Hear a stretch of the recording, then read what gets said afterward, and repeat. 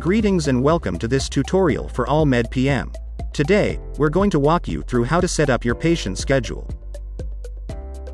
The initial step you need to take is to navigate to the top menu bar and click on Setup, then scroll down to Schedules. A menu with 3 options will appear: Options, Provider Timetable, and Holiday. For now, let's select Holiday.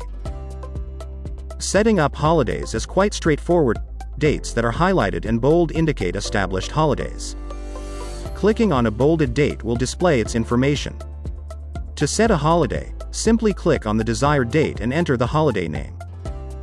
Once you've entered all the holidays for the year, you can close the window. Now, let's go back and scroll down to Schedules once again, but this time, let's select Options. This is where you'll establish your default schedule for each provider. You might have multiple providers, each with different schedules, or some with similar ones. This will essentially set your default office timetable. At the top, specify your working days, the first day of the week, and your time blocks. You'll find 7 different time blocks you can configure. Bear in mind, if you typically see patients in half-hour intervals but sometimes need a longer slot, select the shortest duration you require. It's simpler to extend a time block than to make it shorter.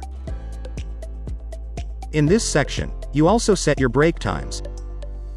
If you sometimes work on holidays, go ahead and mark those. You'll also should select a specific color for your break times, so it's clear when you're on break. You have the option to color code different types of appointments. For instance, you could designate yellow for first visits, and green for follow-ups, making it easy to understand your schedule at a glance. Once you've filled out this information, don't forget to click Save. Finally, let's return to Setup, scroll down to Schedules and choose Provider Timetable.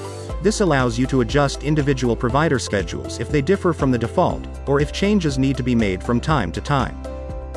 For example, if you need to adjust a Wednesday to a half day, simply select the day and click Adjust Day.